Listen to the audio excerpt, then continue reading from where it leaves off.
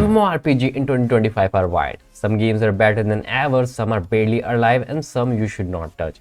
So today I'm ranking 18 MMOs from S tier down to F tier, from absolute best to straight up not worth of your time. Stick till the end to see whether your favorite MMO lands, and let's get into the tier list. S tier is a must-play MMORPG in 2025. A and B are good to great but with some flaws. C and D are super niche or very outdated, and F tier, yeah, just don't start these in 2025. F tier, dead, not worth starting in 2025. The first is WildStar. WildStar has insane combat and style, but the servers are gone, and in 2025 this is basically a museum piece. Fun to remember, not playable as a real MMO. Second is StarTech Online.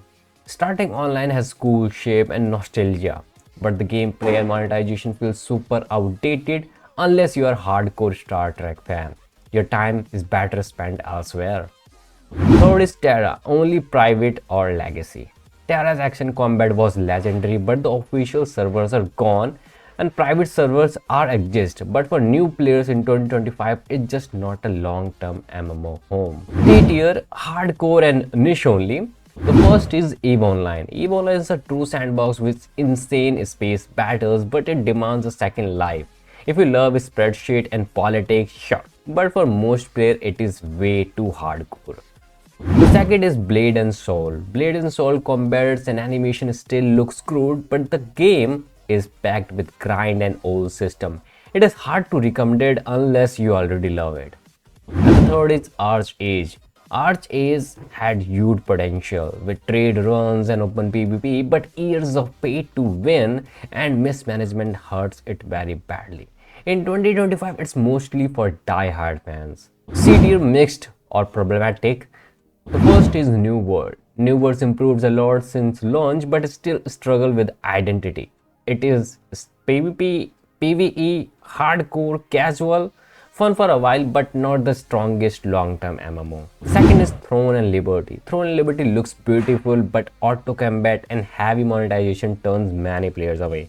It's fine if you like modern Korean MMOs, but it's not for everyone. The third is MapleStory. MapleStory is iconic and cozy, but the grind is insane and the systems are old. Amazing if you still love 2D nostalgia, but overwhelming for a new player. B tier, good but with issues. First is Black Desert Online. Black Desert has some of the best combat and graphics in any MMO period, but the learning curve is brutal and the gear and the cash shop turns many players away.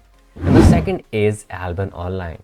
Albion Online is great if you like full loot PvP, economy and guild wars, but if you hate losing your gear or you want story and quest, this won't be your game.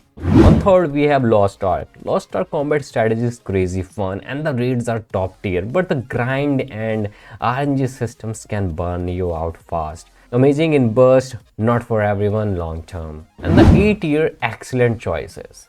On the first we have Guild Wars 2. Guild Wars 2 has one of the best open worlds, amazing mounts and no subway. Some endgame systems are confusing, but overall it's a super friendly and fun in 2025. And number second, the Elder Scroll Online. ESO gives you full Elder Scroll Online with co-op, great story, voice acting and tons of content.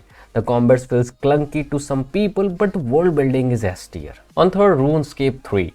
RuneScape 3 is a huge, flexible and offer crazy build freedom. The downside is the UI and systems can feel messy and some people don't like the MTX, but it is still a strong MMO. And finally, S tier, must play in 2025. On the number one we have Final Fantasy XIV. Final Fantasy XIV is a peak storytelling in MMOs with great dungeons, raids and community. It is sub-based and early quests are slow, but once it hooks you, it's game over. Number second, we have Old School RuneScape. Old School RuneScape is simple, nostalgic, and incredibly deep at the same time. It can run on a potato and its updates are community driven and it's one of the most active MMOs in the world. On number third, we have World of Warcraft Classic. WoW Classic brings back that old school MMO feeling, slower, more social, more punishing. If you want that classic experience in 2025, this is still one of the best ways. That's my 2025 MMORPG list. S to 5. Which game did I rank completely wrong? Drop down your tier list in the comment and tell me what MMO you are playing right now.